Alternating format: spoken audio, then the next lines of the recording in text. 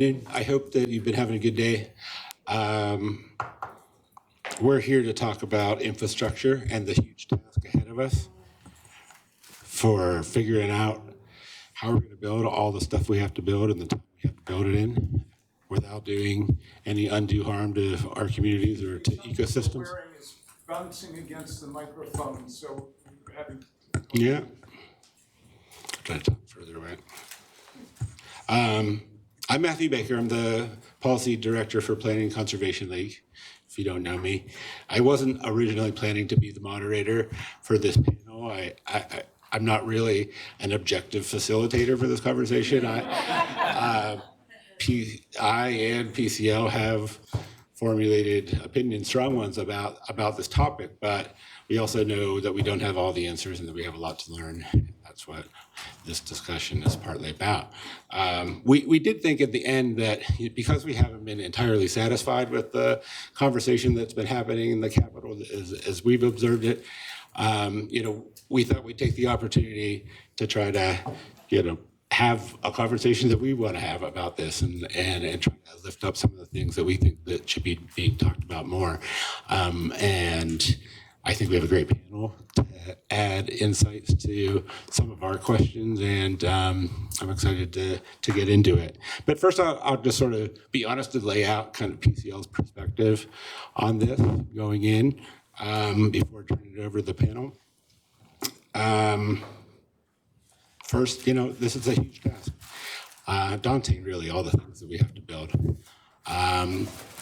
It's a very complex set of issues. And we have a GHG reduction mandate mandated by statute for 2050 that is not arbitrary. It is based on atmospheric science to a point that we hope will avoid the very worst of climate change.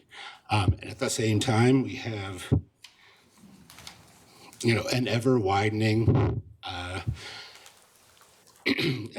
gap between rich and poor in the state, and the state is also taking deliberate actions to try to correct that gap. But in both cases, we have a long way to go.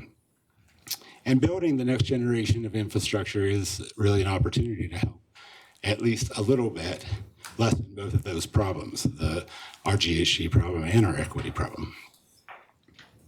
California's 20th century infrastructure was built on the backs of our most vulnerable communities, and then in turn, those communities disproportionately poured the worst of the impacts of those infrastructure decisions.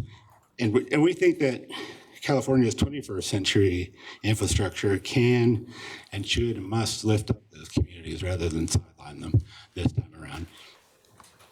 But we also feel strongly that strong planning, environmental review, and strong public participation processes are going to be critical in realizing that. To meet our GHG reduction mandates, we have very ambitious renewable energy conversion targets from fossil fuels. We need to completely electrify our buildings, our vehicles, our devices, and all the while try to address our housing crisis and do it in a way that builds much denser, smarter, more complete communities that can help allow people to get out of their cars more in the first place. The scope and complexity of these issues involved, the opportunities and challenges, the questions that need to be answered across the housing, transportation, water, and energy sectors are just very wide and very deep. And so we've been disappointed and concerned that the bulk of the conversation, the legislative proposals that have been coming out of the Capitol so far on this topic have largely been focused on CEQA streamlining and limiting environmental review and public process. And we really just want to talk about other things. It's not to take CEQA streamlining completely off the table. That's going to be a part of the conversation. PCL has not been unbending about this. We have supported streamlining of the right things in the right places with the right safeguards before, but we just think there is a lot more to get into here than just limiting environmental review. And those are some of the things we want to get into today. We believe that there are myriad avenues to explore and efficiencies to be found in reform of our planning and permitting processes, through improved government organization and interagency coordination.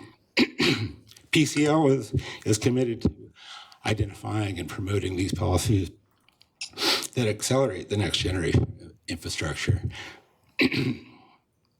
But our view is that the infrastructure must be aligned with those climate and equity goals truly, and that the acceleration cannot be at the expense of good planning, critical environmental review, or public process.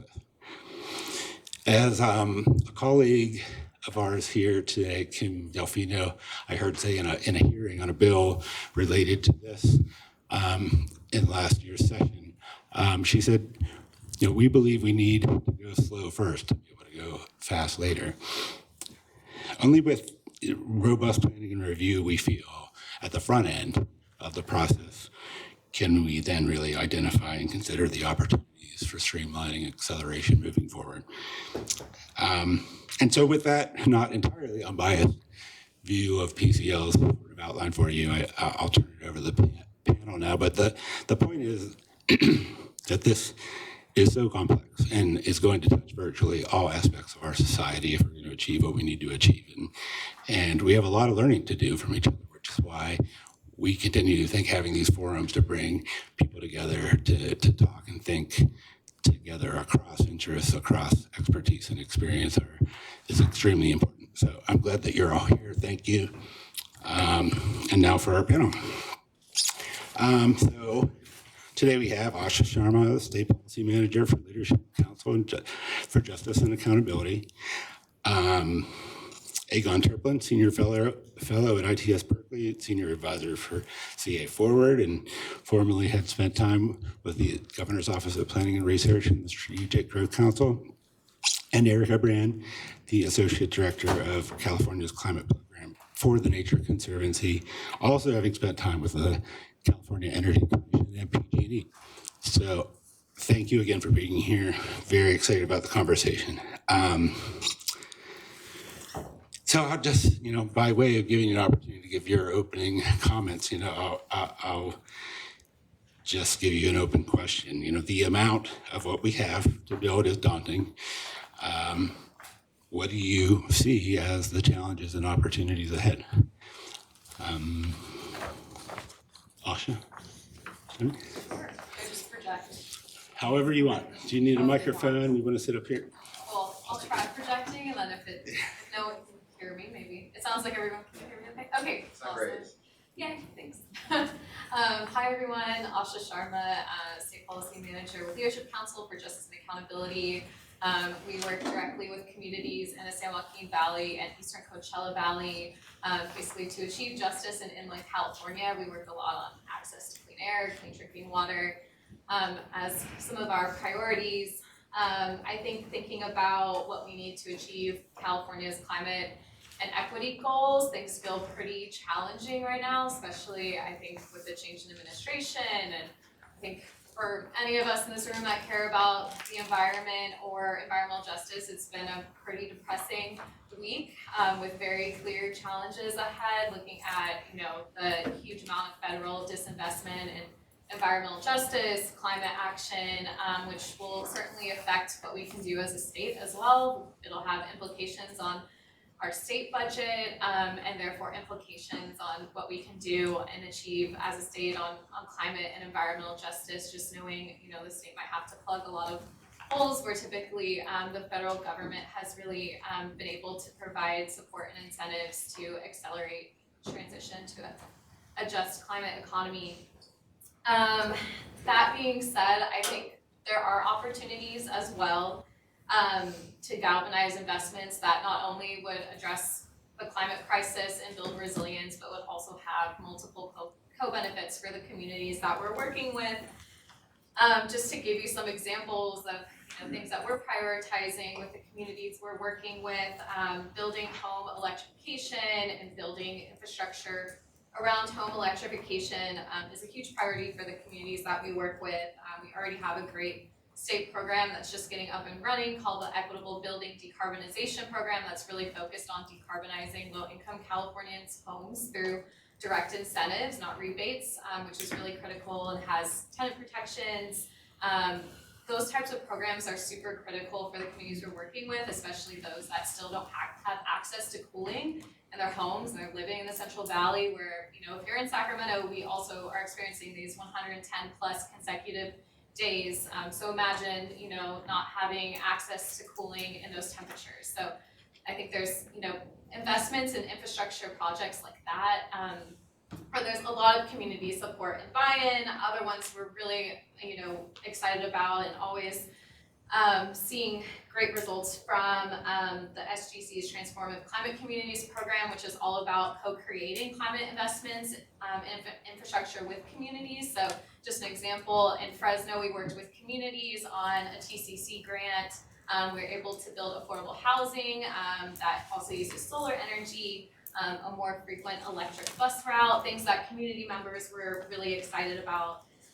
Other examples, community resilience centers, huge priority for the communities we work with so they can have access to cooling, safer water program, always trying to get folks access to safe drinking water in the valley. Many rural communities still don't have access to safe drinking water, if you can believe it, which is gonna be even more important during, continued periods of drought in our state.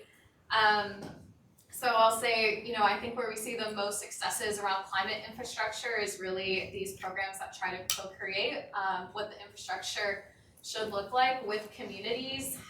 And I think where we run up against issues is where we see streamlining or a lot of focus or attention on the types of projects that don't get community input. They're really maybe just trying to do the bare minimum of what's required under state law.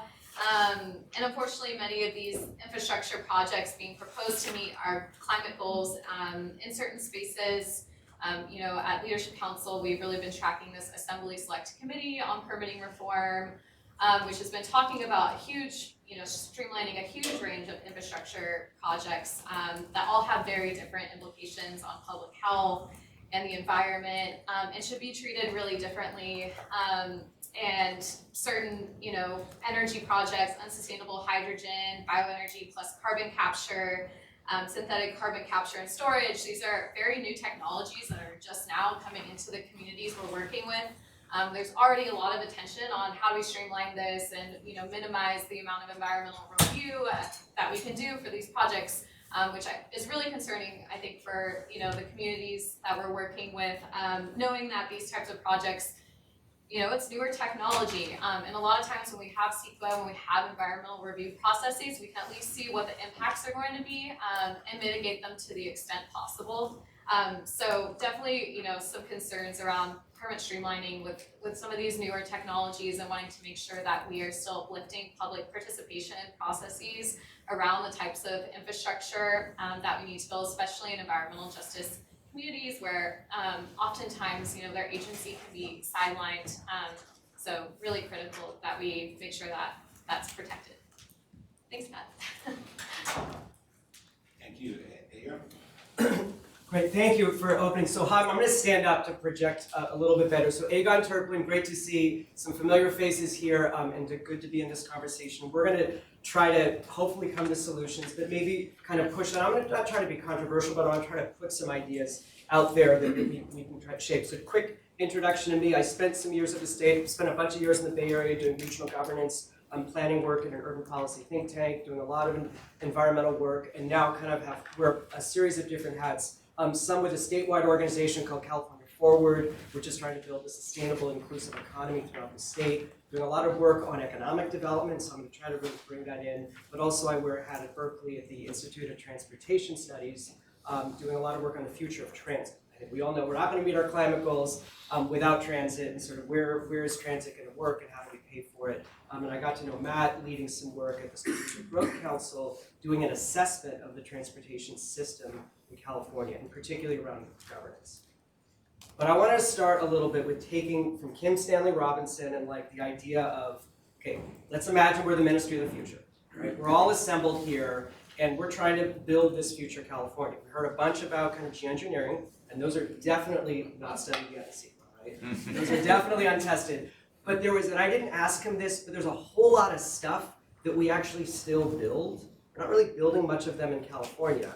But we have an industrial economy. We just have to switch it from being a fossil fuel economy to a carbon neutral economy, but it's still going to be an economy that makes things. So I think a challenge I want to sort of put out here on the table for you all is how do we make that transition to a still industrial economy that is a clean industrial economy, where the products we have and make, we still are going to want to have electricity and buildings and computers. I imagine that is still the world we want to be in the future.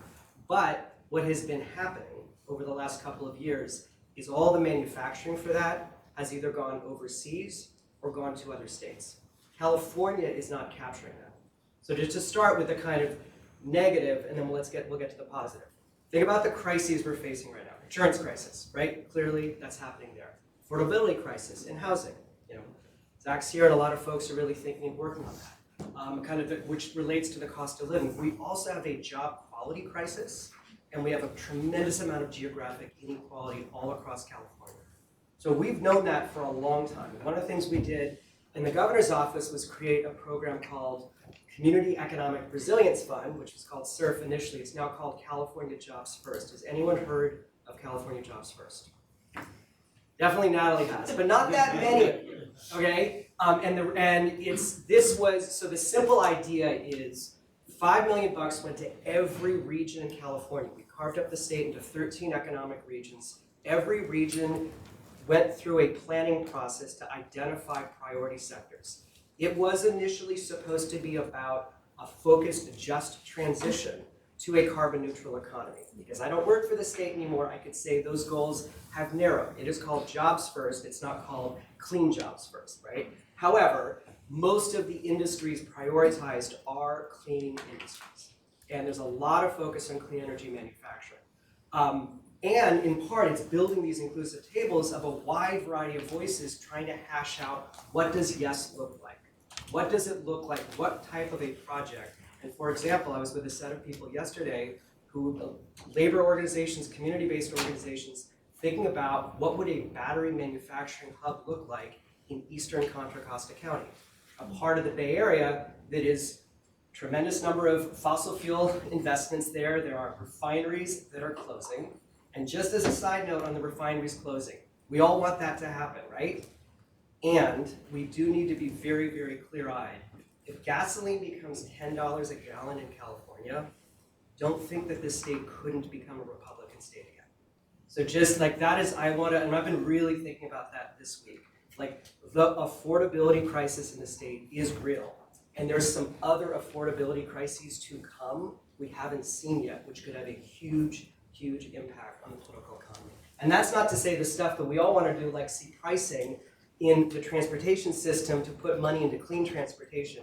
People are going to see that stuff as a significant tax. So that is the scary negative thing that's keeping me up at night. But if we shift to what do we do now? What do we do now? So I want to leave at this kind of opening piece with a set of industries that we're starting to think about and how do we build towards those.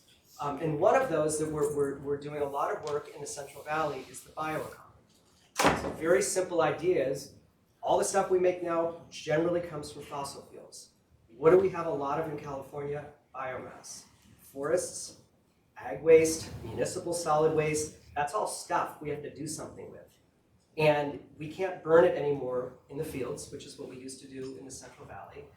Now, if we get the innovation right, those can become inputs to produce things that we need. Now, biofuels is one product. It is only one tiny product. But look around this room, look at the plastics. Some of you might be wearing makeup. Some of you might be having lotions of other kinds. Think of all the products that are fossil fuel based that come from petrochemicals. We could actually make those in California. And what makes California different from anywhere else in the United States? We have this stuff as waste streams. It's extremely diversified, right? In the Midwest, they grow corn for biofuels.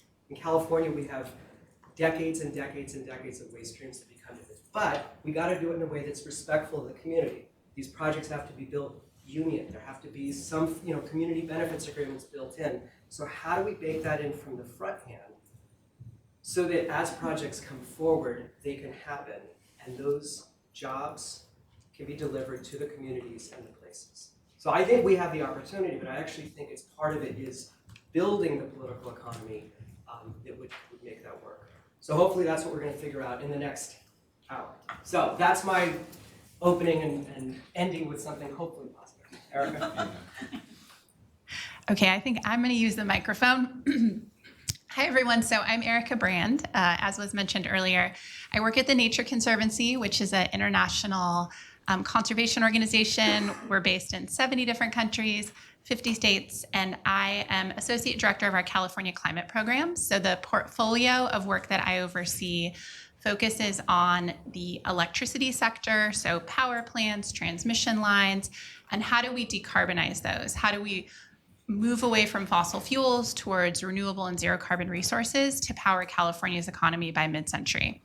I started my career in the utility sector, so I've worked on these issues from a utility perspective. I have been at the Nature Conservancy for a while, and then I recently just completed 3 years of state service at the California Energy Commission, which is the state's policy and planning agency, where I was staff lead for land use and infrastructure planning. So looking out 10, 20 years ahead, trying to figure out how we build out all of the clean electricity infrastructure that we need to get to 100% clean electricity. At the Nature Conservancy, I view my role as thinking about how do we mitigate greenhouse gas emission reductions, how do we remove greenhouse gases from our electricity sector, but also how do we protect biodiversity in California while we're doing that. California is a global biodiversity hotspot, and we're one of the states with the highest number of threatened and endangered species. And that presents both an opportunity to protect that biodiversity that is so unique to our state, but from an energy development perspective, it can make project development more challenging because of all of the environmental laws and regulations that need to be navigated to successfully protect those species. But we've done a lot of research in California, and we believe that there's a way forward to do both, and I'm hoping to talk a little bit more about that here in my opening remarks. But first, I want to kind of set the stage about the scale of what we're talking about from an energy infrastructure development perspective. California has a goal of 100% renewable and zero carbon resources by 2045.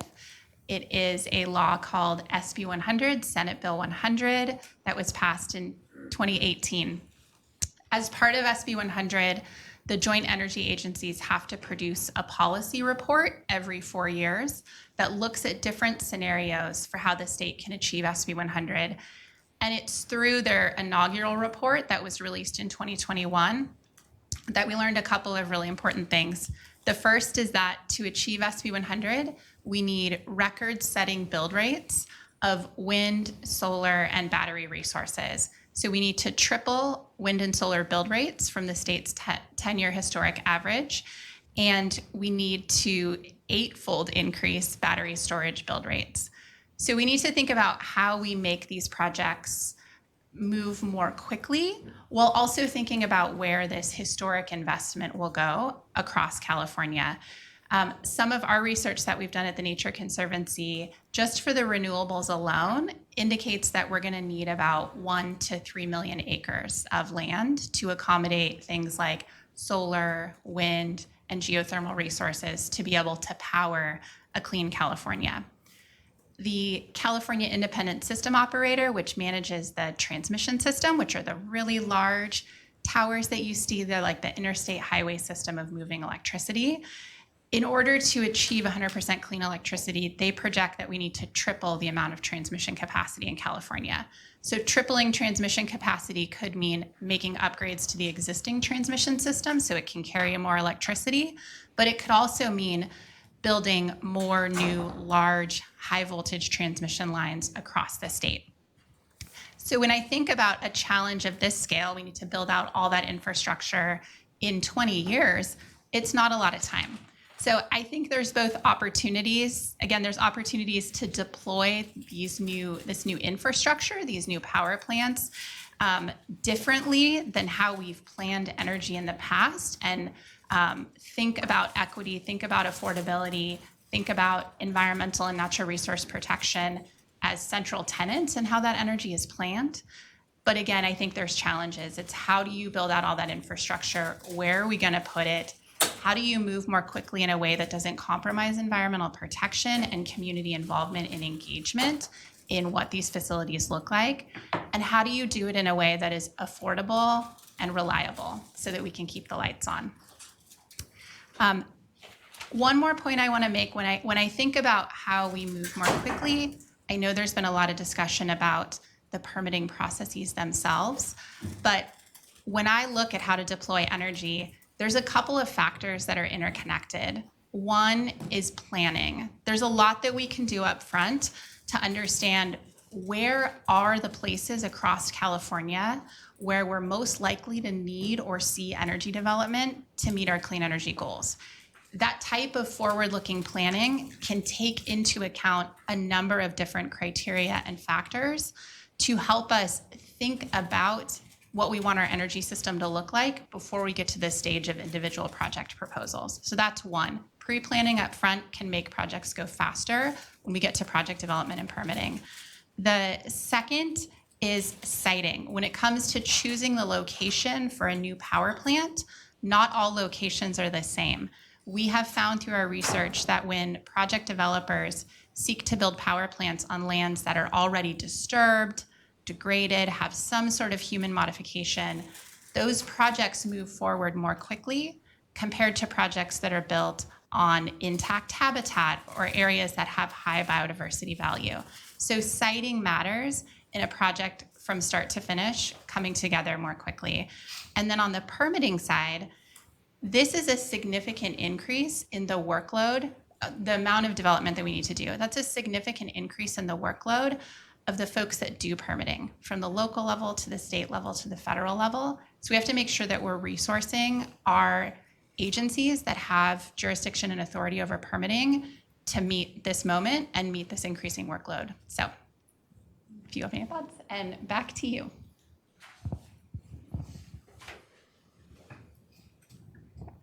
Thank you so much, Erica.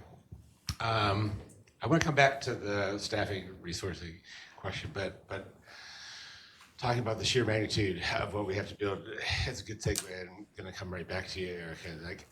I'm left wondering, for the sheer magnitude of what we have to build and how it touches across all of these sectors, do we as a state really have adequate planning in place for where we're going with this at this point? For the electrical sector specifically, I know that the ISO who manages the electrical flow around the state has developed really specific targets about capacity that we need from renewable energy and where we are now and where we have to go. But is there any kind of plan at all? I'm not aware of one, correct me if I'm wrong, of any kind of granularity about where exactly that capacity is going to produce and be produced or transmitted across the state. I mean, is there a map that we could all look up and see right now or not? Yeah, that's a good question. So from my perspective, the energy agencies and the transmission operator, which I'll call CAISO, sure that acronym, they have made a lot of planning advancements over the past few years, and they signed a memorandum of understanding, a MOU, to further strengthen and link their coordination and how they plan for the future. So we now do have maps that show subregions of California and where the agencies anticipate the majority of the large scale, so the really large solar, wind, geothermal, other type of renewable resources, where they anticipate those coming online. And then we also have a sense from both 10-year and 20-year transmission studies, the general regions where new transmission capacity will be needed to move that clean electricity from where it's being produced to where we use it in our cities and our urban areas. So we have more information than before about these sub-regions of California and what those planning estimates are. I think what for me is missing is we have this information, it gives us a look 10 to 20 years out. I think we need some kind of structure that bridges that long-term planning, and then what happens between that step and when we actually get to an individual power plant being proposed or an individual transmission line being proposed. I think we could do a lot more with that information in terms of bringing together the energy agencies, agencies that focus on other issues like natural resources and land use, to really understand what are likely to be barriers or challenges or opportunities for development within these subregions, so that we can start a conversation and start to work through and think about how to do this development more thoughtfully, instead of preparing this long-term planning information and just waiting years until individual projects are proposed. I feel like there's an opportunity to better connect that local scale planning with the statewide planning. And we have some examples of where that's been done in California. One is an example called the Desert Renewable Energy Conservation Plan, or DRECP, which is where the state energy and wildlife agencies got together with the Federal Bureau of Land Management and Federal Fish and Wildlife Service and really worked together in a thoughtful process to come up with a framework for where energy would be developed on public lands in the California desert, and lands that were to be protected for conservation values, recreation, cultural resources. And so ahead of individual projects being developed in these energy development areas, there was this step back and thinking about what is the framework here? How can we work together to establish what that framework looks like, so that when individual project applications come forward, we know where they will be proposed and we know the steps that we can take to move them forward with more predictability. So to sum that all up, we have really great long-term energy planning information, especially around future renewable deployment in California. And I think we can do more with that information to create inclusive and thoughtful planning processes that get us to developing the clean resources we need and achieving multiple state goals. Before I open up this question, the general question of whether we have a good enough, adequate enough, comprehensive, holistic enough planning for this task in place, just one more follow-up, Erica. I mean, if we have good long-range planning for the kind of renewable conversion capacity that we have, it sounds like, I mean, correct me if I'm wrong, like there are sort of major presumptions about where those major capacity generation pieces are going to come from. And it seems like right now, there's sort of really big variables around like how offshore wind is going to play out and where it's going to be transmitted from terrestrially or into the water and things like that have huge impacts on where the infrastructure is built. And like the big question of like centralized solar production versus rooftop distributed grid, community grid, microgrid questions that, do our long-range plans accommodate those variables? Is there any way to do that? Is there any way to envision that? Is there a way to really plan adequately for that?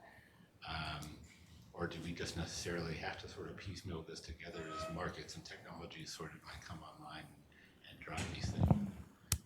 So I wish I had an answer for that great question, but what I will say is when our agencies do this long-term planning, they model multiple different futures, which are called scenarios in energy planning. And each of these scenarios looks at a different policy question. So for example, I've seen scenarios that say, what if the amount of offshore wind that could be produced is a lot less than what we're planning for? How does that change the mix of the resources that we would need to get to 100% clean electricity? And how does that change geographically where that falls across California and the West? So the state does look at multiple different scenarios. We've done research at TNC that looks at multiple scenarios too. And what I like to do is like a policy strategist is say, okay, across these 15 different futures I'm looking at, what am I seeing as the commonalities? Okay, across all of these, we know we're going to need more solar here. Across all of these, we know we're going to need more transmission here. And then I like to focus on what are the specific barriers to building that out? What are the opportunities? What are the challenges? And focus my time there because there are a lot of variables. That's why the agencies do this planning every year, because technologies change, costs change, and that changes the trajectory of what our future electricity system might look like. Really helpful. Hey, God, I can tell you're here to. Maybe, just to build on this a little bit, I think that the energy and the electricity is a perfect illustration of this massive supply side problem that we need to get to. And we can kind of talk and debate how to get that. Just as a reminder for all of us, and this is coming as a land use planner mindset, there's the demand side as well. And the demand side is going to fundamentally be shaped by the kinds of communities we make, the distances people need to travel, the ability to walk to surrounding places, how big people's homes are. And I think this points to, our failing from a fragmented governance structure that I think, Matt, in part you're implying. So the electricity planning agencies and the utilities and all these folks can do an incredible job, and you can identify all the right places to put the solar, and maybe we can work out the right agreements to do it in a way that's responsible. But if we're constantly chasing this higher and higher and higher number of kind of amount of electrons we need to put on it, then we actually haven't solved the fundamental planning side, which is maybe we actually don't need as much, but we don't need as much if we plan for a different kind of California. Fundamentally one that people don't drive as much, people live in homes that are a little smaller, a little closer together, and we build communities where people can get around in other ways than driving, and a bunch of other things that relate to that. And that is, of course, many people are thinking about this and working on it, but that is where our fragmented governance structure most falls apart. And just to very quickly kind of say, local governments have, in general, most of the land use power. The states try to kind of give more, there is more authority at the state, but really around housing. The state doesn't go in and say, oh, those office buildings, those are really located in an office park, far away from transit, you can't build it there. We don't do that. We haven't thought about jobs. We haven't thought about universities. We haven't thought about healthcare facilities from a locational perspective, but those drive a ton of trips. Right? Imagine if we've been doing that for 30 or 40 years, we might have a rail station with a bunch of that stuff around, but fundamentally we've been only trying to solve a housing piece from the state to local. And we've put in this middle layer these regional government agencies, metropolitan planning organizations that have to do a sustainable community strategy that meets a climate target. And yes, they have some authority and money to throw at transportation projects, but a lot of those transportation projects are either funded by the state, Caltrans, or by the voters through a sales tax district. And then the land use decision is made by a local government. But that middle scale, that regional entity, they're the only ones that's actually regulated by CARB to meet a climate goal that relates to land use, i.e. getting people to drive less. Right? We're only going to meet our carbon neutrality goals, and the CARB projection from the 2022 plan is by driving 25% less. So we have We're not meeting this goal. and we're not, right, exactly. We're not on path to meet those goals. And one thing, by the way, working from home doesn't actually, we've shown, it's not leading to people driving less. They're just driving at different times, right? So maybe we can reduce the ability to expand a bunch of those highways at the peak hour, but overall, we're just getting a lot more spreading. So we haven't, and I think that this is where the environmental community, the planning community, all really has to kind of come together, and we have to, in some ways, get out of silos. I will argue, as an OPR alum, and I know we have Natalie, who's at the successor agency, I don't know what the right word is, this is actually where comprehensive planning or intersectional work at the state level is so critical. And one thing to think about, it can't be CEC on its own.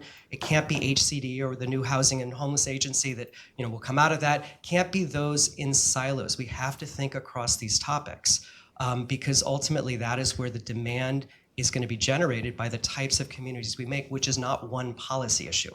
It's all the policy issues. So I think that's where our fragmented structure is. We can come up with answers, but maybe I want to bring you into this conversation. You're definitely going where I want to go with this conversation. But like before I respond to that, Asha, I want to hear, I think particularly something Erica said about like we have this thoughtful long range planning, but there's a disconnect between that and 10 years from now when there's a project on the ground. Like, I'd love your thoughts about that. Yeah, no, I think I resonate a lot about what's being said so far around we need more holistic planning, and something that's definitely come up for me is, we have kind of our two state premier climate plans, the scoping plan and the climate adaptation strategy. And for the scoping plan, the natural and working lands sector was just incorporated for the very first time this last scoping plan round.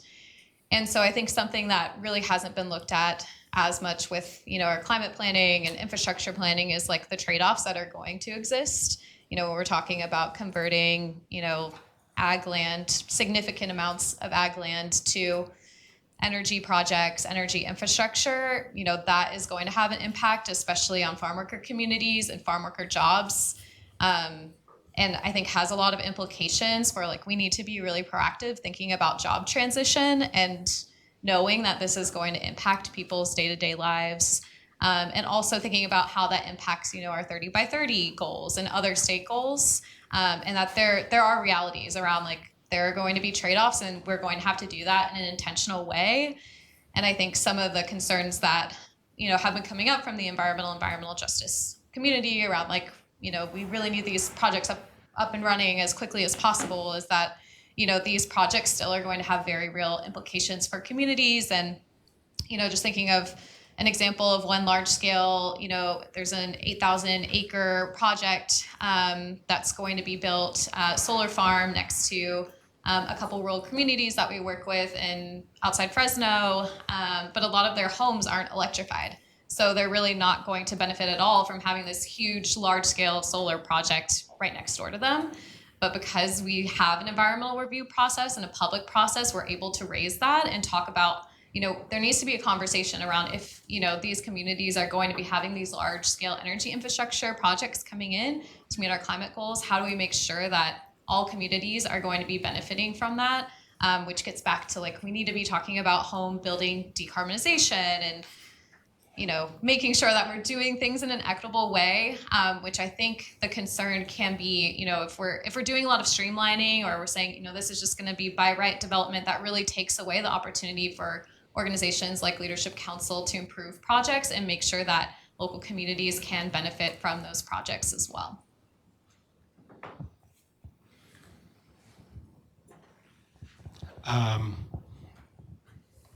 Thank you for that. Egon, you and Asha both brought up the regional plans. I think that that's a good place to start. I mean, Egon, you brought up the California Transportation Assessment that was made pursuant of SB 285. Was it 2020, 2019? AB, I'm sorry, yeah. And this report, highlighted a lot of, made a lot of findings around our state and local agencies' inability to coordinate, to implement our climate goals in the transportation sector, and pointing out a lot of things. This was really close to Aegon and I were working on it in different places at that time, and thinking about our inability of our state and local agencies to coordinate to implement 375 on regional transportation and sustainable community strategies so far, just there, and then thinking about how you integrate that into a larger, energy conversion scenario that we have to do to meet our electrification goals. That's the kind of connection that I'm thinking about. We're not even doing the regional plans in the transportation sector well enough. Do we have enough in place to broaden that out to bring in the whole infrastructure picture together? Can you talk to me, Egon, about some of your findings with that work with the 285 report and beyond, about some of the, are there some systemic inadequacies within our state and local agencies for that have to be addressed for better coordination? And do you have any insights for Well, again, I'll be a little controversial. Okay, if Caltrans is going to continue to fund and put money into highway expansion, it's going to make it harder to meet the goals, right? And so, and that happens all across the board. Now, it also happens because the voters have put a lot of money into those kinds of projects. But let's be clear and kind of wide-eyed about another challenge facing the transportation system. The electrification of transportation is a goal, and it's extremely important, right? 38% roughly directly from cars, and with refining, it's about half of our greenhouse gas emissions is transportation. So we don't solve this without fixing how people get around. Now, and I said before, we actually have to get there by people driving less. So that's a big part of it, and that's very difficult. We fund transportation a bunch on the gas tax. You know who doesn't pay the gas tax are people in electric vehicles. goals. So we have a different looming crisis, which is how to fund big pieces of the transportation system in California. Sales taxes are aggressive. We do that a lot, raises a bunch of billions of dollars, but we have this thing called the gas tax. So we got to switch it to something else. That something else could be pricing how far you drive, which has privacy issues. There's equity issues about people having to go longer distances depending on where they are. This is really hard. And given all that stuff I said in the beginning of the affordability crises and the kind of political economy around the reaction to that, this is like a do over the next 5 years kind of issue if we want to meet 100% ZEVs by 2035. So I'm sort of put that as a challenge. I don't have an answer of how to do it, but I think we need to do something super comprehensive across a bunch of organizations and groups to say, let's come up with a different way to pay for a transportation system that decarbonizes it. But I don't think we can just like put our heads in the sand. Now that doesn't answer your question about the kind of structure that we looked at in the system. But the problem is transportation is very, very opaque how it's funded. It is not like, yes, you might see a building and don't know the like 75 different funding sources that go into it, but sometimes it actually says it right there as you look at it. Transportation, you might see, oh, this project funded by SB1, but actually it was like, maybe this 1 mile here got funded in this piece of a transportation plan that they passed through at a vote that nobody really knew anything about, and then that next piece gets funded by another source. Projects are big, they're long-term often, particularly highway widenings, also transit projects. The federal government has been a big funder of transportation, a declining share, and I think looking ahead, a much less declining share. But that is a challenge in transportation, is not just fragmented decision-making, but fragmented funding. And for the public that's trying to understand what's happening, let's say a community that doesn't want a highway to be carved through them. It doesn't happen that much anymore. It did happen in Kern County a bunch over the last couple of years. It doesn't generally happen the way it did in the 50s, 60s, and 70s. But it's hard to know where those choices are made. So there are ways to solve that, but I think the fundamental structure of kind of building a different system for how people get around relies on making sure that it's not just the automobile. And that is where I'm gonna keep kind of come back to land use planning. It is the long-term game, but it's really the only one of changing how communities are structured that's truly gonna make it effective. I don't know if you had a follow-up, but I was asking a question, maybe to Asha a little bit, and kind of the last piece around the sort of, the concerns of a place. And I think part of what I'm wondering, let's take any project, whether it's a new transit expansion or a new facility, how are there ways, maybe through plans, right? In theory, you do a plan, there's a bunch of projects in the plan goes through CEQA. Then if there's some consensus that those were the set of things that we ought to do to meet some set of goals, those should be able to go forward once they are funded. Now, in this transportation world, by the way, they put a lot of crap into the regional plans in addition to good projects. And there's a whole game being played of like the highway investments come first and the transit projects are assumed even if they're not funded. But that's a problem to solve. But in some of these other kind of infrastructure projects, is there a way that we could get to a kind of general agreement that these things we're okay with in these places? Here's the conditions under which they should happen, and then we don't do it project by project. Because I think that's one of the challenges that anyone who's involved in a project gets concerned with. Curious, your thoughts. Sorry, Matt, but that's a question I wanted to ask. No, I think we have been thinking about, are there opportunities and kind of like general plan processes and land use element to get at some of the concerns around, environmental justice impacts of some of these major processes, and is there a way to at least provide more limitations around zoning that prevents some of these industrial projects from literally coming in, within 500 feet of someone's homes, is what we see in Merced and Fresno, where we work.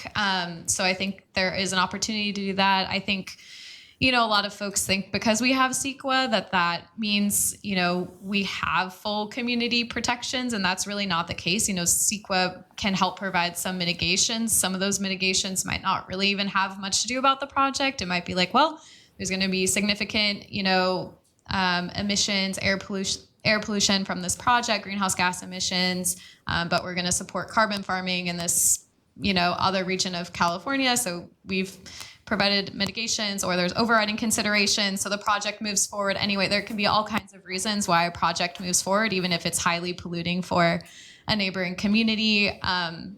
So, I think we'd want to have more protections in place, even, beyond CEQA to, agree to something that comprehensive where it's like, in these areas, all of these different project types. And I think, one concern, right, is that all of these different infrastructure projects have very, very different impacts to water, to air quality, to water quality and water availability, which is a huge issue. And a lot of these projects being proposed in the energy space are very new technologies. So it's, for instance, carbon capture and storage is the latest thing that we're seeing coming into the Central Valley that's very, very new. In the California context, a lot of biomass plus pyrolysis or biomass plus carbon capture. Again, very, very new. So, I think for that reason, there's a lot of interest in making sure we are doing environmental review processes that are robust and involves community input, because oftentimes that is how we see improvements, or at least how we get some type of, community benefits plan or agreement, which hopefully we'll talk a little bit about those as well in this context. But yeah, just a couple thoughts there. Okay.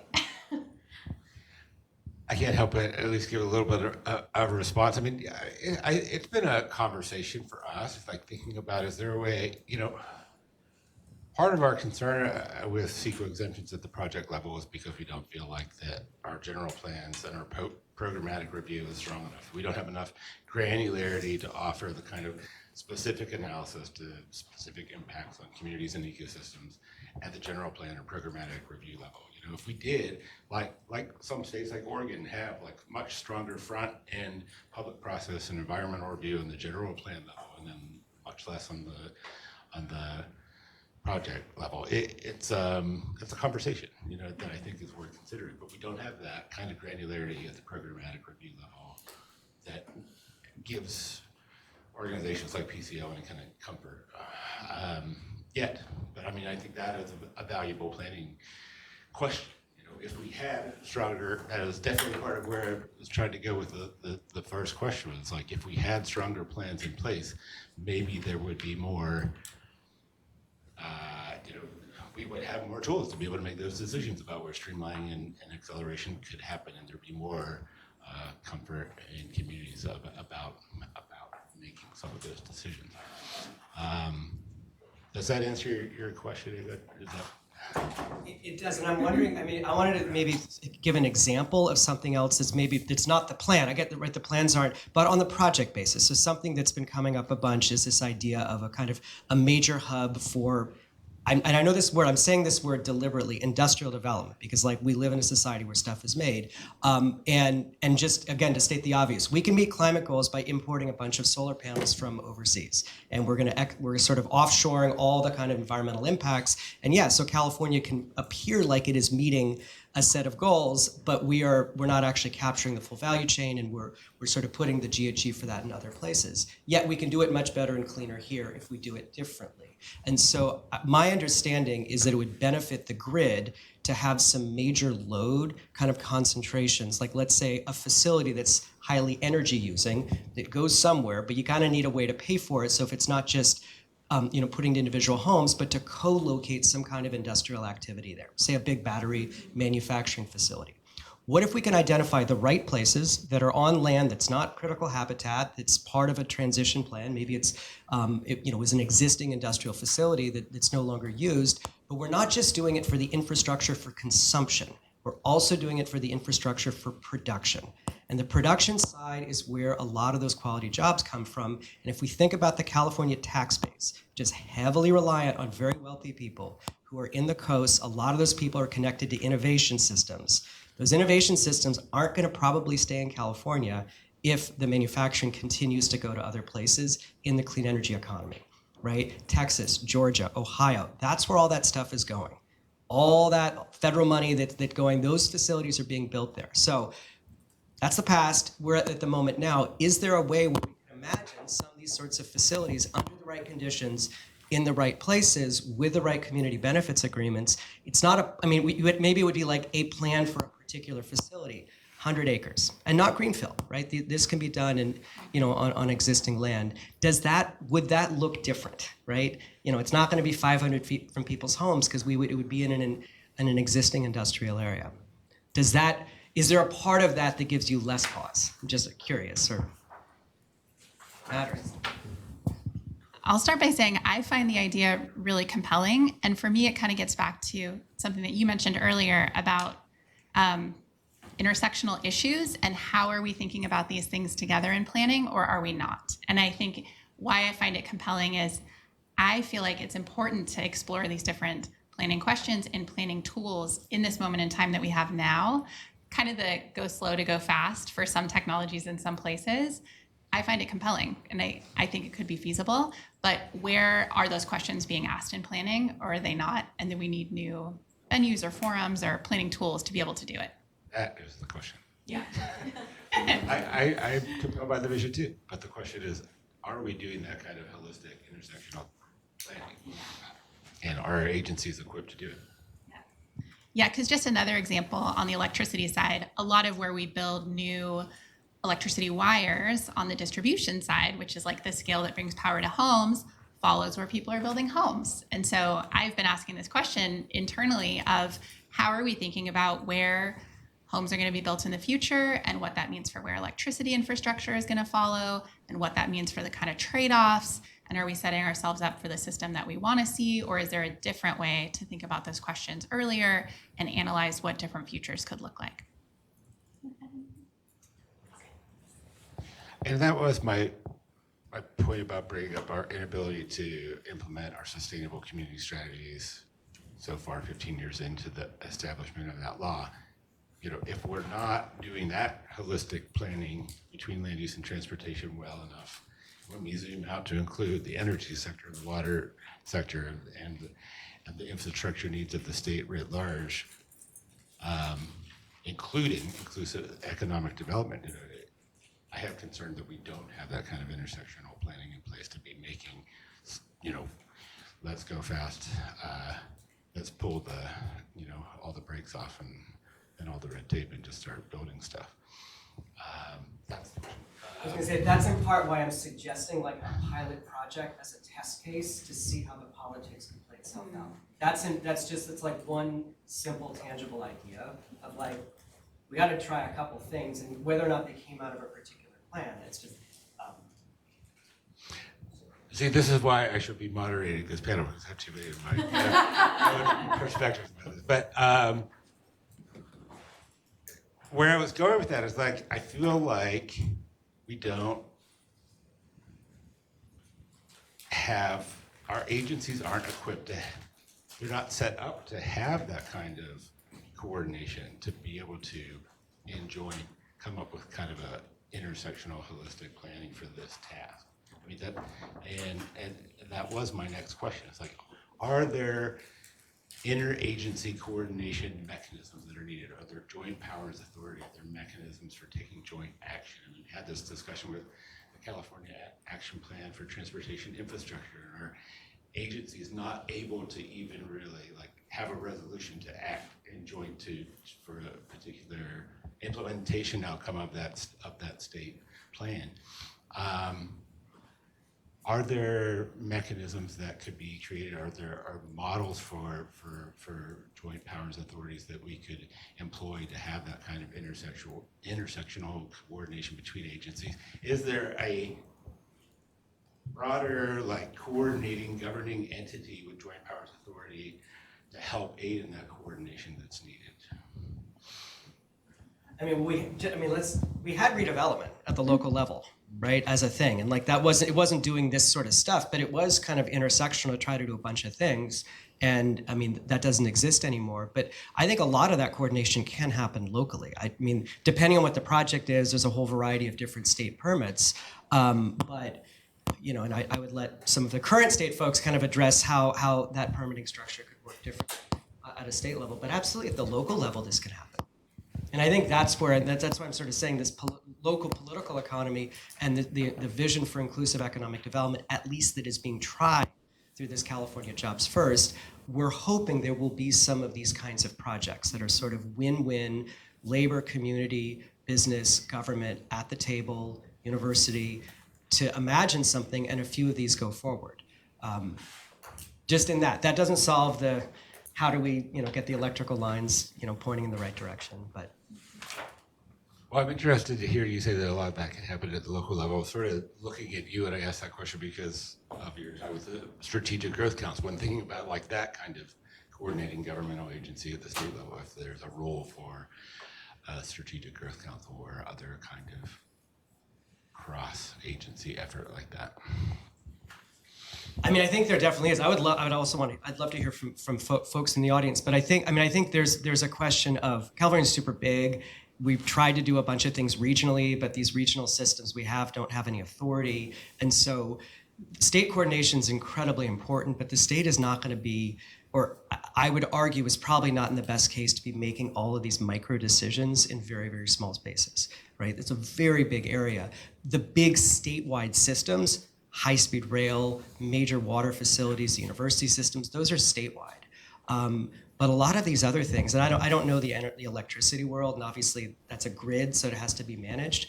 But if we're talking about projects with these sort of direct community issues, that's something more regional at a different scale. And absolutely there can be joint powers authorities to make that happen.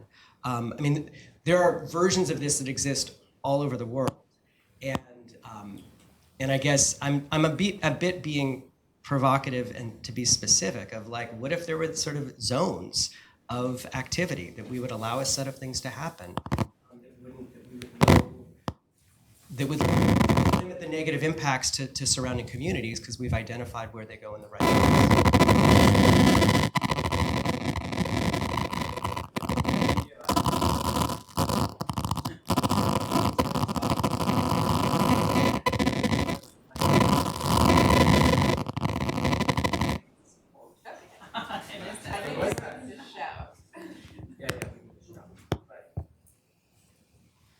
But I would love to hear questions. Yeah, I'm eager to kind of get to the audience, but I want to, Asha or Erica, do you have any further thoughts on that general question about interagency coordination, whether they're equipped to do this kind of intersectional planning?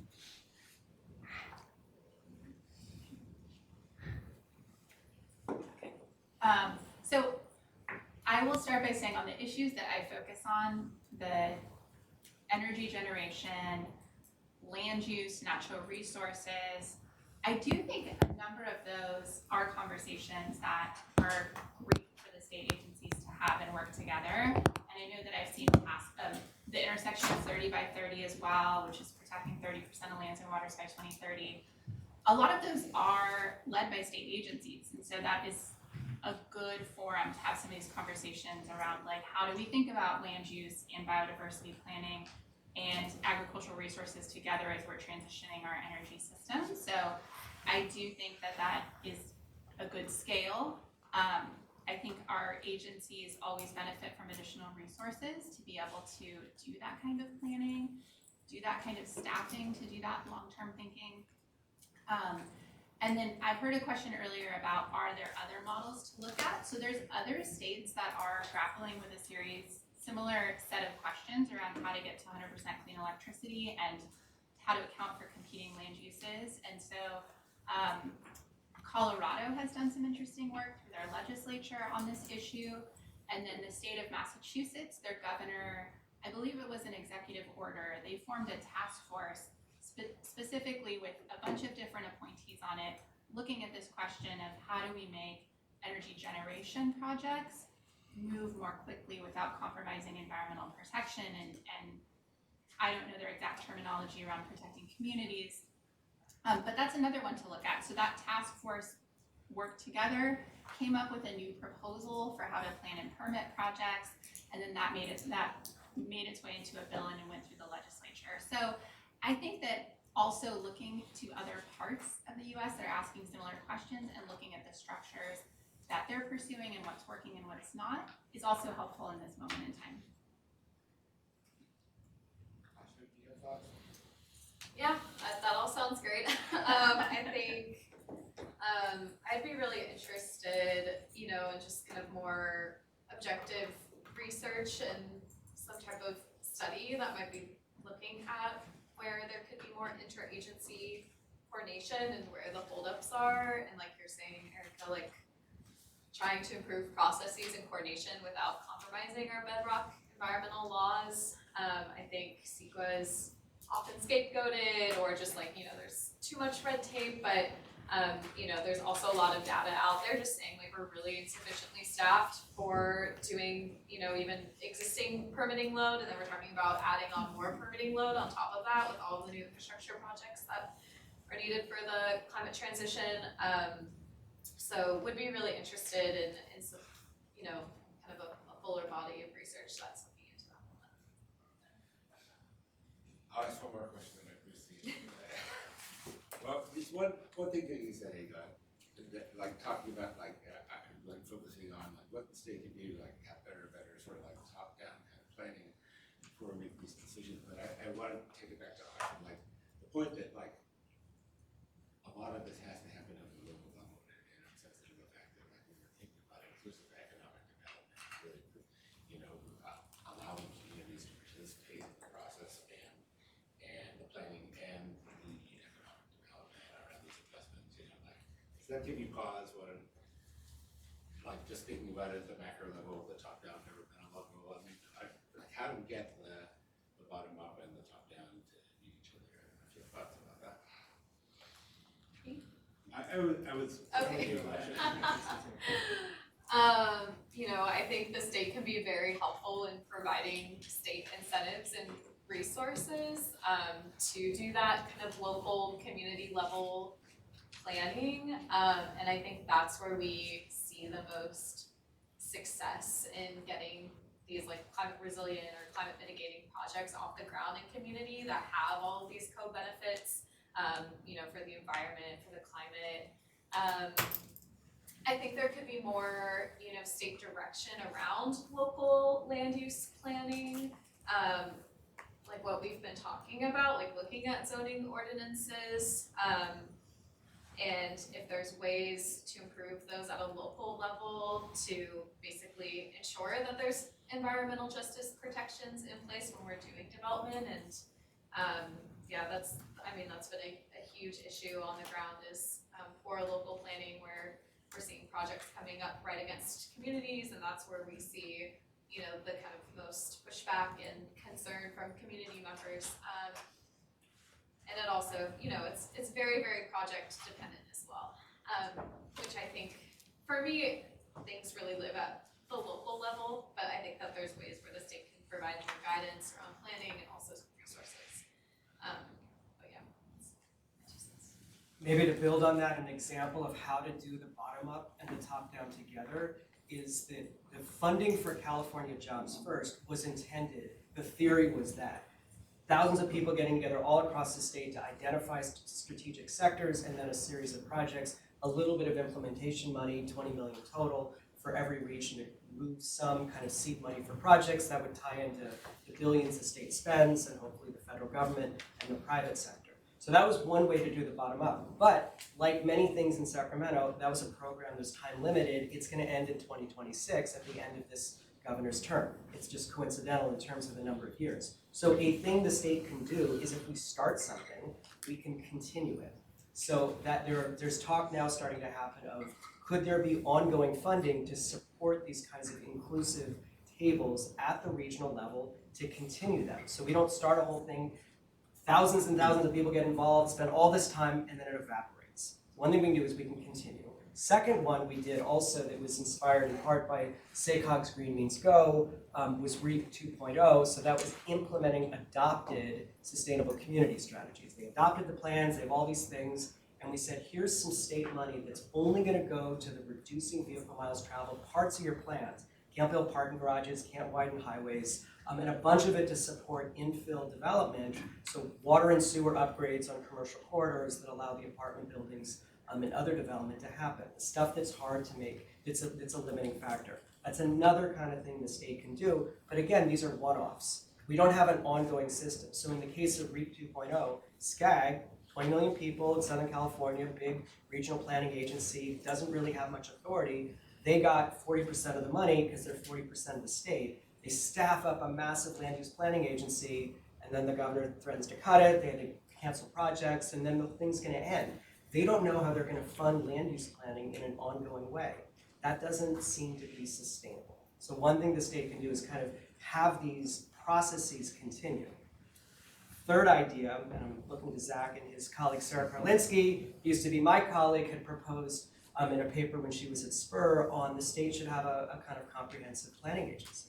And I sort of mentioned that and hinted at kind of OPR taking on a broader role. And the other idea, the Housing and Homelessness Agency, yes, it seems like that is going forward, but the idea of a planning agency that looks comprehensively at these topics, I would amend that and actually think California should have an economic development and planning agency, meaning to really talk about the infrastructure investments that make these communities happen. Housing and homelessness needs to be coordinated, but that's not all of these other infrastructure pieces that are needed for all the other parts of our society, right? Schools need energy and water systems, and like all of that could be much better coordinated.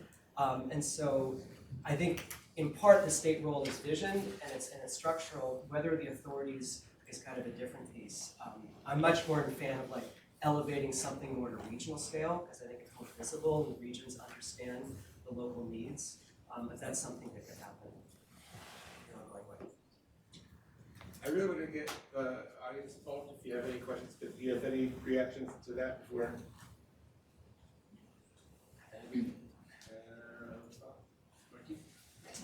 Yeah, I'm curious, Marcus, I'm curious if y'all have like policies you're kind of looking at right now, or things you're moving through regional governments or the state ledge, so like you want to uplift to the audience kind of around this framework of like how do we better plan for major infrastructure needs for the next few decades?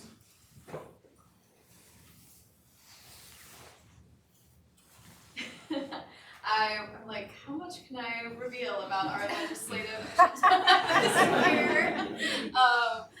Things have not been fully announced yet. But for us, definitely priority always is building out more drinking water infrastructure and wastewater infrastructure in rural communities in the valley so that folks can have access to safe and affordable drinking water.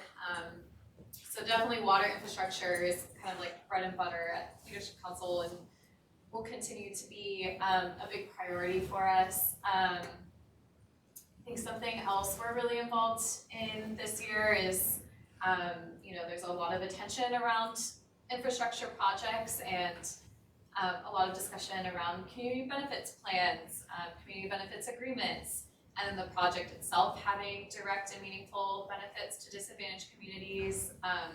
So that's something that we're really interested in working on more at the agency level around like what does that actually mean for a project for the project itself to have direct and meaningful benefits to communities, which is very different from a community benefits plan or agreement, which can have nothing to do with the project itself. So definitely a lot of interest there. And yeah, so we're going to continue to really prioritize building resilience to extreme heat in the Central Valley with communities and trying to get folks access to cooling, big priority.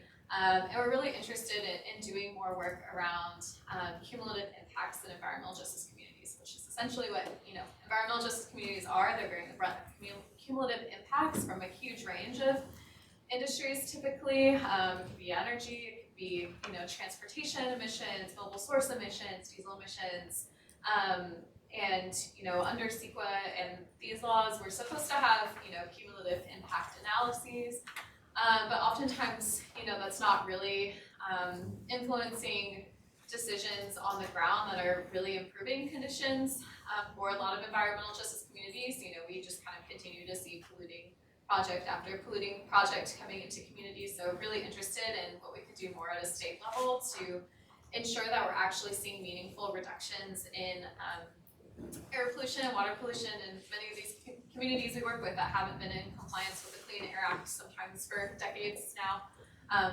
So yeah. Just also for me, still working with the team to figure out our priorities for the year, but I anticipate that there will be a continued focus on electrical transmission, so again, the really big wires, thinking about things like affordability, reliability, and then of course natural resource protection is where we'll be focusing, as well as on the clean energy generation side. We'll be definitely looking at and tracking proposals to advance clean energy and thinking through cost, affordability, natural resource protection. The Nature Conservancy is a large organization, so legislatively, my organization works on a number of different issues related to lands, waters, oceans. So that's just my electricity perspective. For California Forward, we're having a conversation on how do we institutionalize an enduring regions up structure in California.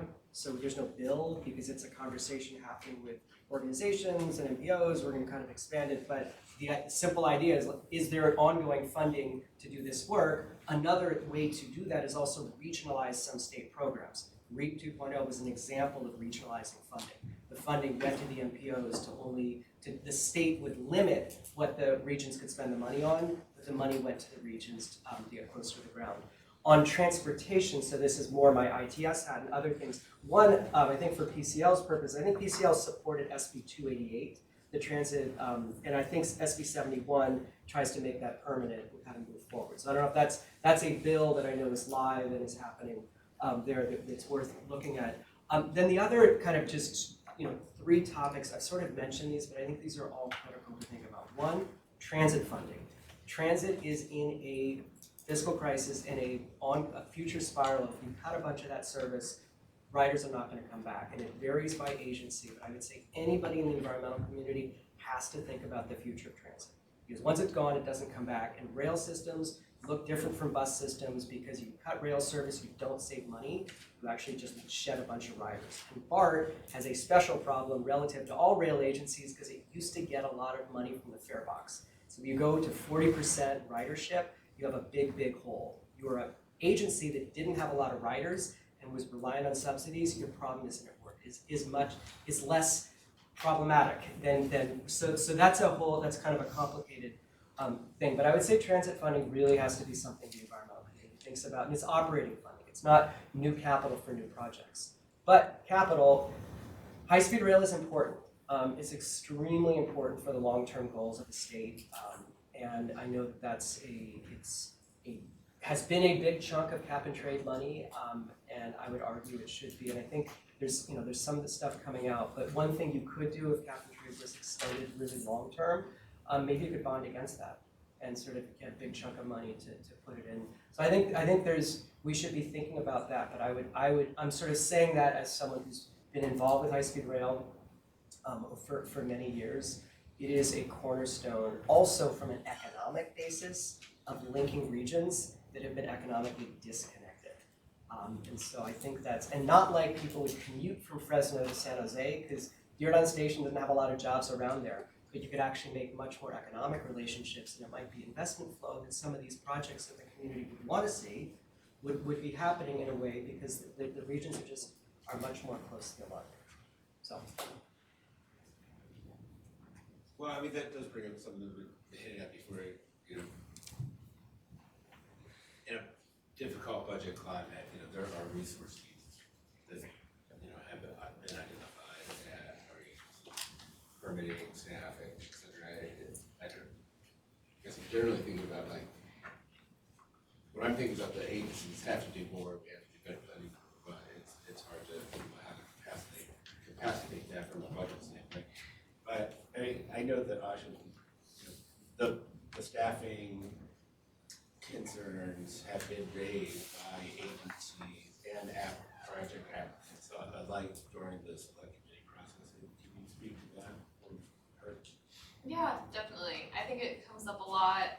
It's even come up for us at Leadership Council when we're working on water infrastructure projects, that things can move slowly at the water board and that there's, issues with sufficient staffing and lots of data out there to support the high vacancy rates at a lot of agencies right now. And I think there was analysis showing that Department of Fish and Wildlife only have the staff to meet 30% roughly of their permitting workload right now.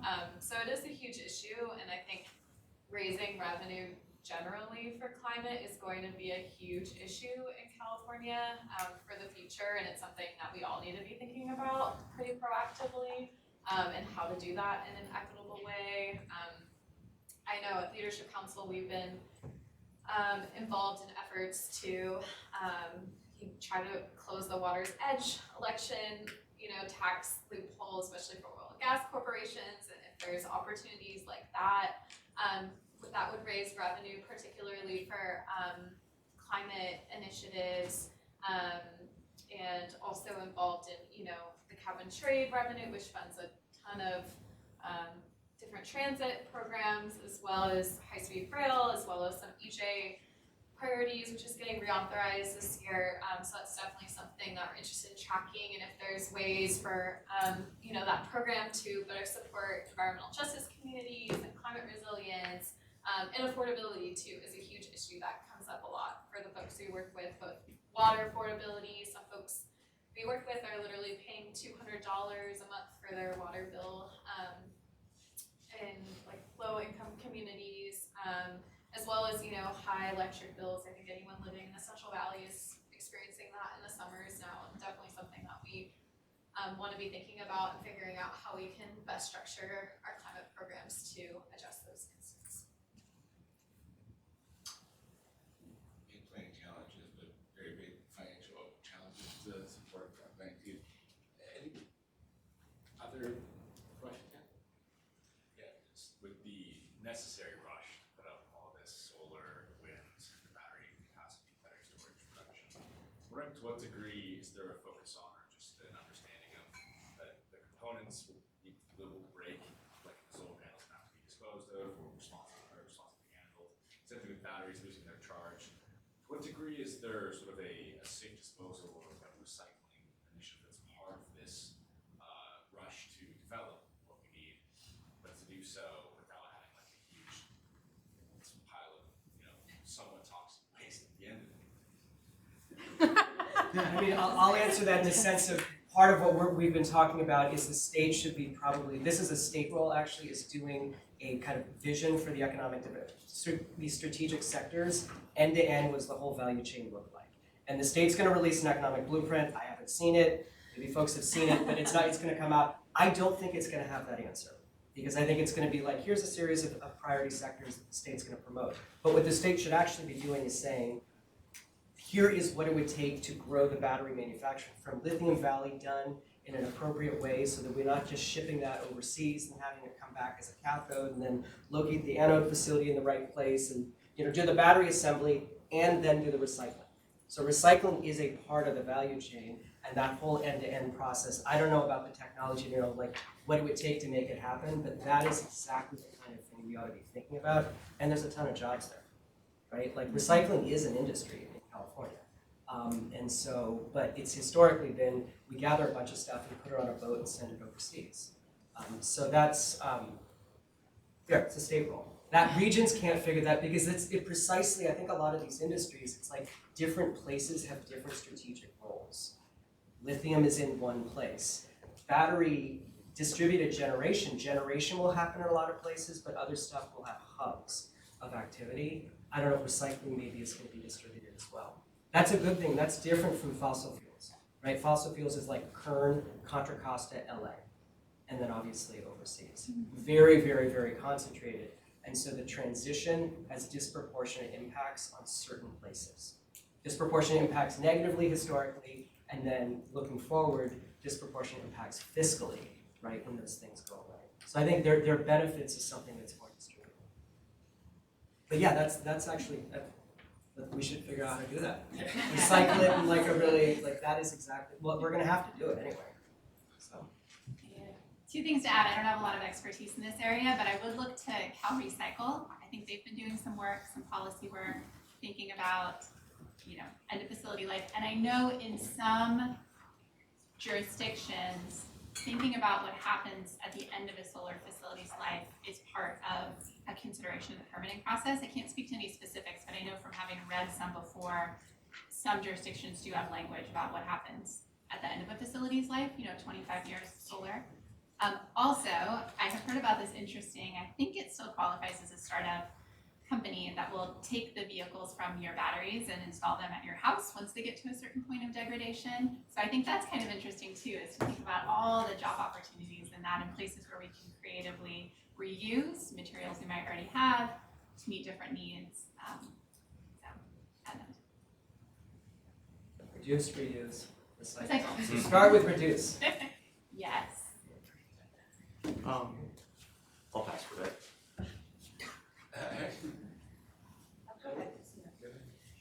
Sure.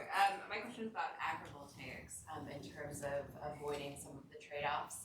We had a really interesting presentation recently about the new solar panels that are clear and actually go up above crops and can be really helpful in extreme heat situations. So areas that might be getting too hot for some of the crops that are traditionally grown there, you can actually add these tall, clear solar panels, and then that allows the land to remain productive and can save water as well. And so I was wondering if that was on your radar. It seems like another great pilot thing that we could maybe be producing in California and keeping in the Central Valley. Sorry if that wasn't much of a question, but it was a cool thing I saw. I guess I can start. So on the radar, I feel like there's a lot of really interesting research happening around agrivoltaics here in California. I've actually been to see some of the work that's being done at Davis on this, lucky enough. I think some of the key questions that are coming up around agrivoltaics that I'm seeing in the research and hearing from the researchers are crop compatibility, so really understanding which types of crops agrivoltaics are compatible with, both from a growing perspective, but also an economic perspective. So, for example, I went to an agrivoltaic facility in Massachusetts. It was, I think, like some type of cabbage. They have to space it further apart to account for the equipment, but the shading is really helping them actually with the crops they were producing during certain times of years. So there's quite a bit of research happening in California, looking at the types of crops, looking at costs. I think it's we need projects of all sizes to be able to get to 100% clean electricity. So I do think it is part of the toolkit of what we might need. And I think in certain places, it has the potential for important applications, be that keeping electricity on specific lands that are in production, or also in some places we've seen quite a bit of community support for agrivoltaics. And so thinking about maybe it's also a strategy for where people might want more local clean energy in their regions. And then there's also research around agrivoltaics, not necessarily with croplands, but with like grazing animals, sheep, cattle. I know for cattle, I've heard from folks that we need to build solar facilities. Well, the steel that holds them up, make it stronger to withstand the cattle, but there's interest in that, especially in like the rangelands in some parts around the San Joaquin Valley that I've heard. So watching the research, there's a lot of interesting stuff happening here. Well, just quickly, it was mentioned, you were talking about transition of Sigma is going to result in the Sustainable Groundwater Management Act, a big decline in agriculture, but also maybe an opportunity to get away from as much industrialized agriculture and smaller plots of land. And if this could be a diversification in revenue sources to a small-scale farmer, that would be great. And I think that's another, if you're getting more revenue per acre, that supports from an economic perspective, that can be. If it's not just industrialized, if it's sort of smaller scale, but either way. I think the main thing that comes up for me too, and something we've been raising with the solar project in rural Fresno, is there's not a whole lot of research yet on what happens when solar panels start degrading, and if there can be any toxic leaching into soil. So I would say maybe that could be one thing to look out for, but this is the first time I'm hearing of that idea, but super interesting. And I think, the earlier question that was raised too, just brought up the point for me that I think is really key when we're talking about renewable energy and climate transition is it's not like these technologies don't have environmental impacts like you're saying, and especially thinking about waste and what happens to that is one reason why I think it's important to make sure we're still having robust environmental review and assessment of these technologies, and we have these processes that make sure that they're manufactured in ways that reduce impacts to communities and the environment. So I think there's interesting research too around manufacturing batteries not from lithium but sodium, and trying to find ways to reduce environmental impacts even from renewable energy. And I feel like that's so important to remember in these conversations around climate transition is, it's not like these are like magical, like energy projects that will have zero impact. I think that's the ideal world, but unfortunately not the reality, and that we need to make sure that, we're designing these projects in the best ways possible. Well, I mean, the panel this morning was discussing, like, how do we think about these things in a way that's not do no harm, but a net positive to the communities and the environment. Is that infeasible to do with this challenge that we have today? Sorry. I'm just wondering if anyone is starting to think about AI and the increased electric demand, which is supposed to, shoot up our whole demand. Even, I don't know the numbers, but way more than what we have now. Okay. Yeah, I think we're starting to see it really factor into how the amount of demand, like electricity demand, forecasted is moving forward. So as a state, for the past, I would say, couple of decades, we've kind of been where the amount of electricity we use has remained relatively constant because there have been advancements in energy efficiency. But the load is growing. One main reason is because we're trying to electrify a number of end uses. So moving transportation from fossil fuels to electricity, moving our homes away from fossil fuels and towards electricity.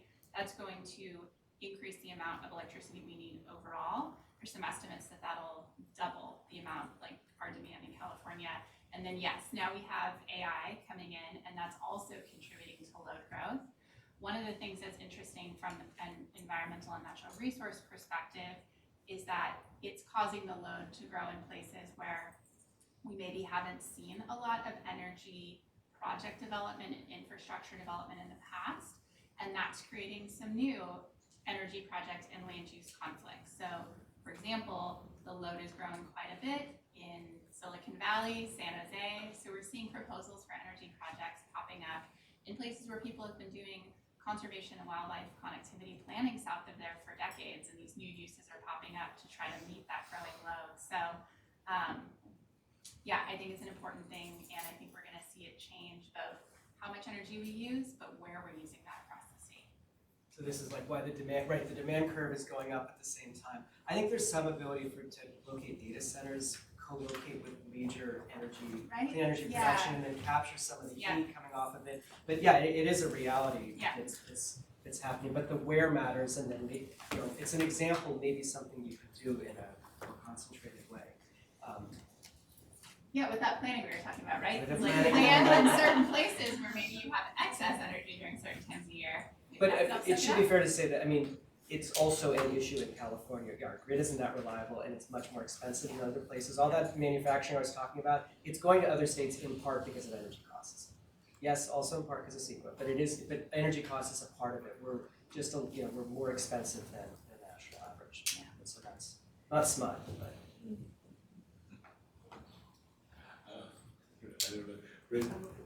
I'll just say really quick, I've been helping launch an organization this year that's looking at this problem called Powerlines, powerlines.org.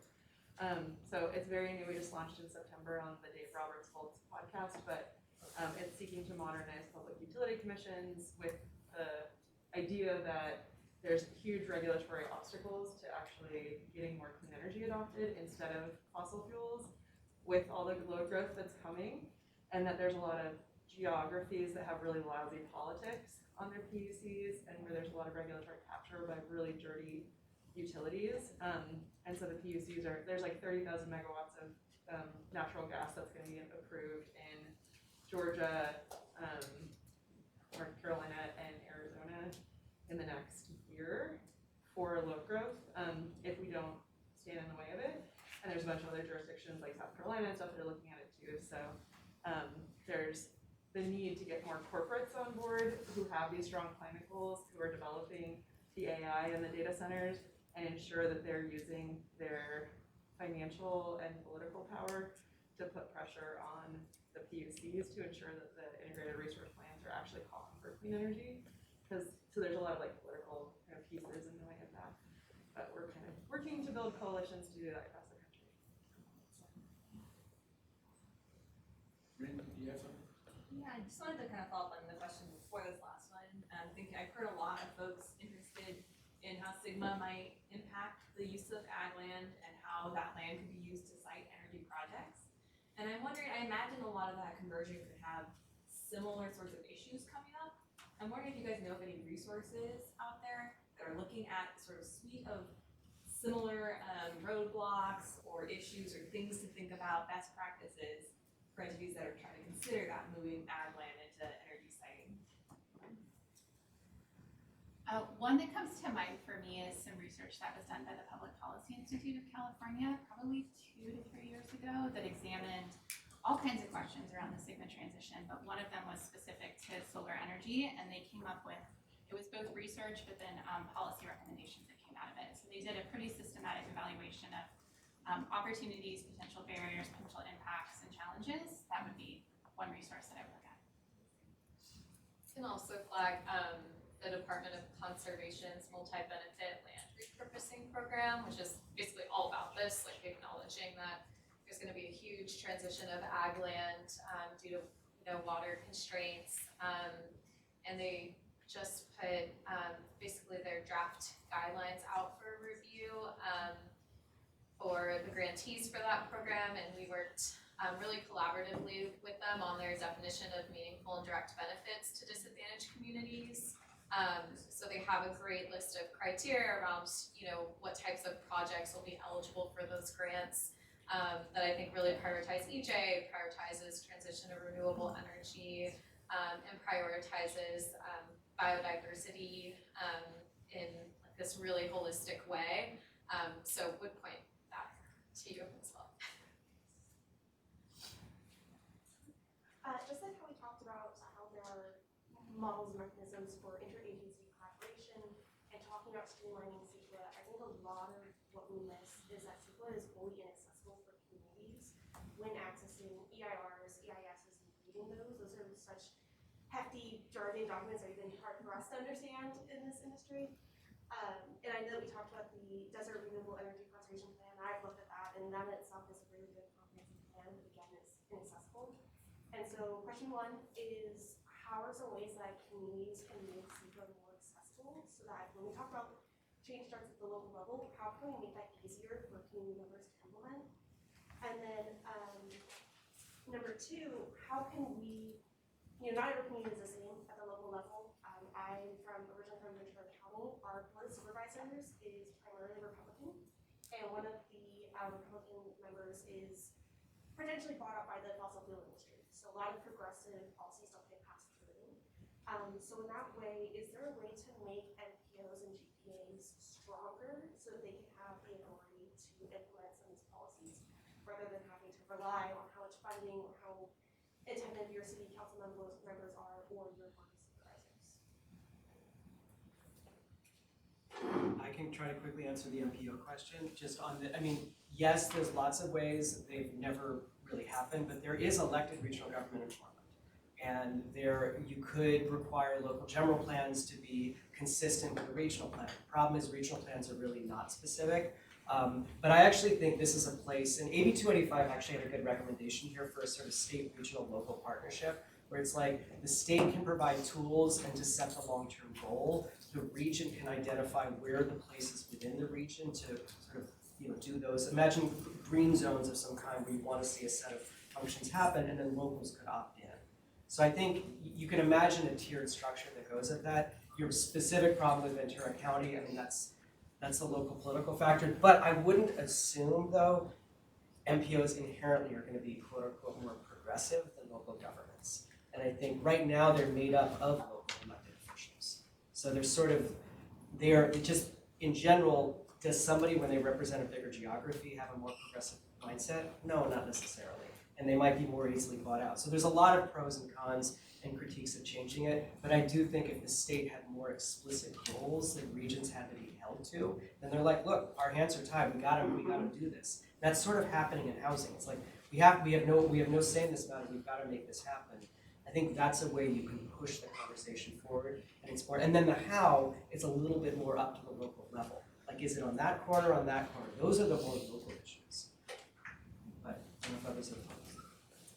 Sounds great. I can speak maybe a little bit to the CEQA accessibility point, which I think is a really great point. I think oftentimes, that kind of interpretation between an EIR and CEQA process happens through CBOs like Leadership Councils that have legal experts that can kind of do that translation literally sometimes to Spanish and other languages, and have those strong community relationships already in place, or sometimes with projects where we're doing door-to-door knocking and making sure like community members know about projects that are coming in the community that are going through an EIR process.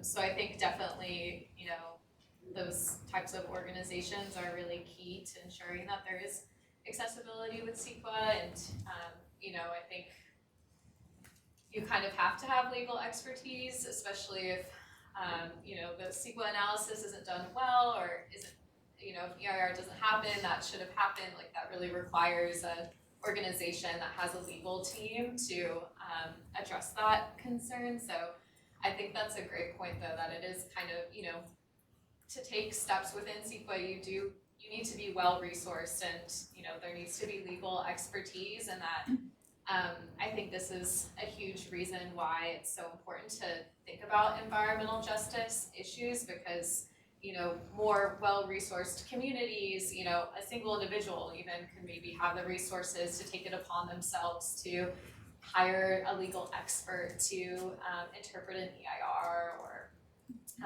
whatever the case, but a lot of lower income communities don't have those types of resources. But I think there's always ways that these types of documents could be more accessible, language and legal language, and I think that's a great point and something I think we should always be thinking about at a state level. That was a great answer and a great question. One of the things that always surprises me, and if this resource exists out there, someone please correct me, I think it would be helpful to have some sort of central place where people could go in California and look at every energy project that is in some stage of permitting in California. You have to go to the CEC website, you have to go to the Bureau of Land Management website, Forest Service, 58 different counties. It would be really helpful to have one place online where you could go look at every project that is in some stage of permitting. So I'm always surprised we don't have that. Does it exist? It exists. It exists. Please tell me. It's called CEQA. CEQA, okay. So Is it a CEQA map? is the state's central repository for CEQA notices and CEQA documents. And we are currently thinking about how to create CEQA-Net 3.0. So if you have thoughts on how to make it better, and definitely thinking about accessibility, the Danish government has some technology that can do more translation, so you can have kind of instant translation to different languages, and also kind of like a chat body feature where you can ask questions, and then it can pull different segments from the environmental document, so you don't have to sift through thousands of pages, but you can just be like, hey, is this going to cast a shadow on my property at da place, and it can find that information for you, so making it a little more user-friendly. So yes. That sounds amazing. I'm so happy to hear it. So CEQA-Net 3.0 is coming. Get us funding. Out of time, are you guys okay for a couple more questions? Or? Sure. Yeah. I just want to say a comment. We've been talking about creating the prompts that we need for AI to review our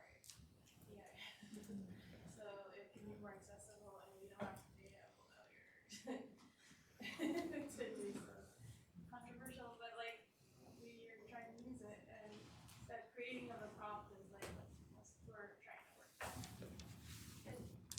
There's not on CEQA documents, but around energy, there's a new tool that's a private company being created called Halcyon, Haycyon. it's mostly right now being marketed to like energy planning consultants and stuff, but it's using AI to like bring together all the PUC documents across the country and be able to do searches within the documents for specific answers, and it's using natural language processing and it's like a lot of computer intelligence to make it actually really good at searching for the pieces of the documents that are related to specific queries.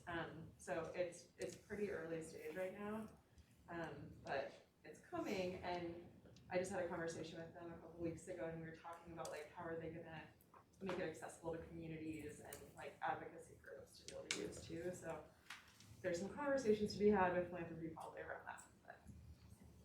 One other thing I would add that we're thinking about for SEQUENT 3.0 is the ability to get notified if a project is proposed in a region that you designate, which I think would be really helpful for organizations like Leadership Council. It's like, hey, if it's an industrial project and it's in these counties, I want to know the minute you get an NOP, and so having that additional functionality as well.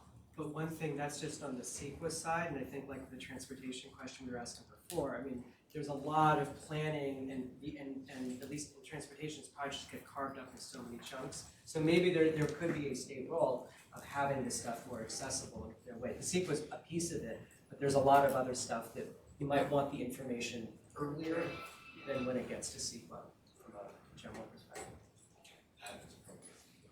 You very cordially deferred your question earlier, so you get the last one. I think, yeah, I was gonna push a little bit on the question of sort of having,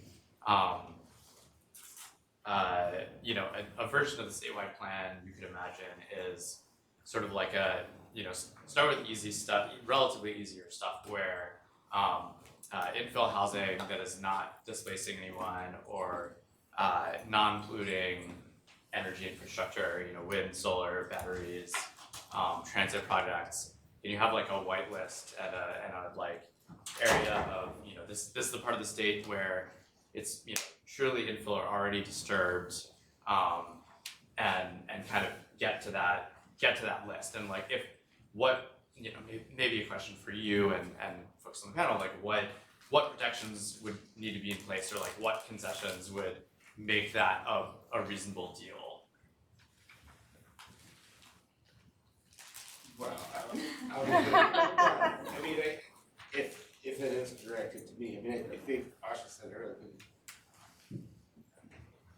it could be so project specific and so geographically specific within the community context or the national context. But like trying to like think about broadly what that could generally look at. That's a conversation that I think we're going to have. I mean, I'll say, I think that's a precisely kind of thing we should look at. My view on that is in part, I think that's where the state, regional, local comes in. The state should imagine the set of categories, working with a bunch of folks, be like, what are the things that we want to make it easier, faster to do?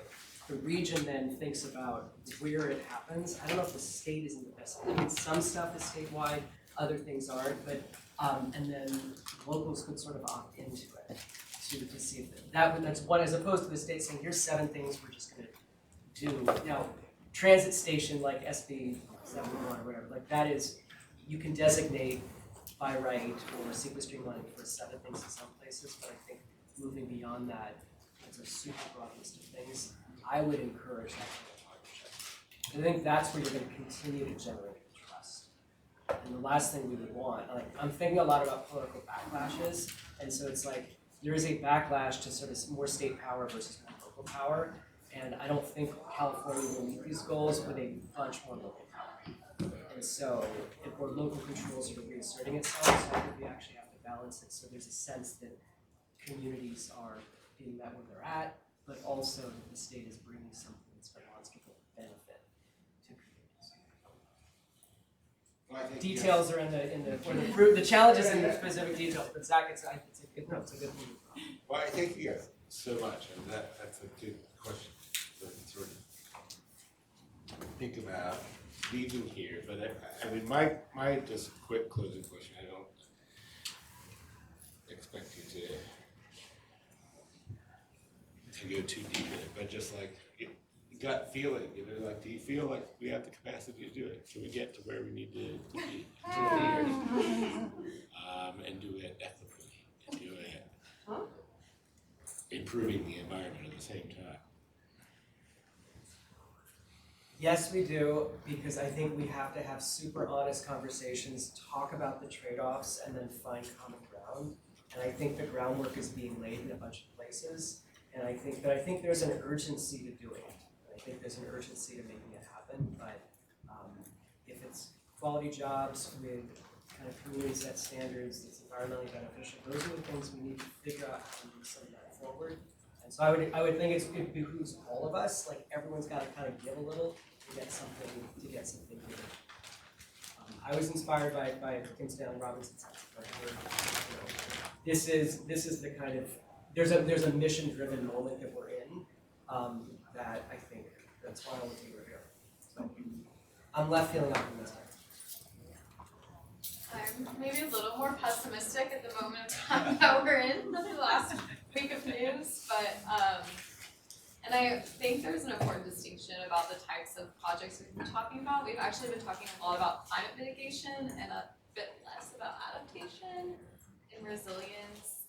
And I think the issue, of course, with like building out infrastructure that benefits climate mitigation is that we're not in a California bubble.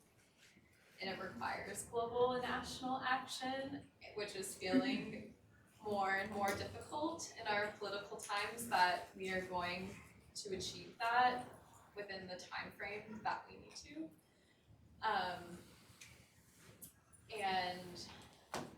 But I think there are a lot of opportunities to really shore up resilience in ways that also really benefit communities from the impacts of a climate crisis, which I think is unavoidable at this. Like we just saw what happened in LA and is still happening in Southern California. Like the disastrous climate crisis is here, and I think we really need to figure out how to deal with that and really refocus on resilience and also focus on mitigation where we can and where it's going to have benefits for communities.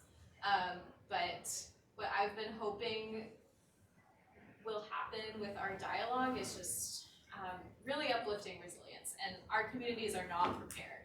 I think that's what we see in LA, it's what we continue to see every summer in the Valley. There are so many significant investments that are needed, and I think there's a big opportunity to do that while also addressing really critical, long-lasting environmental justice issues like people not having access to clean air, clean water, affordable water especially. So I think there is a lot of opportunity, but I think there is I think we might all be feeling it. Like there's a reality check that's happening, I think, in my brain as someone who cares a lot about climate and the environment and people.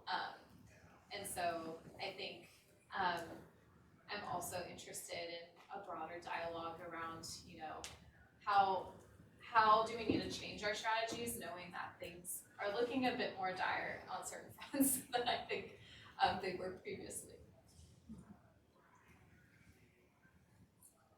How am I feeling? It has been a week, hasn't it? I can't not feel like we can do this. I think it is going to be one of the hardest things society has done, but I don't think there's any other option for Californians, for the place that we call home. So it's going to be a grind though, and it's going to take a lot of conversation, a lot of really, really thoughtful discussion about trade-offs, but we have to, at least I feel like I am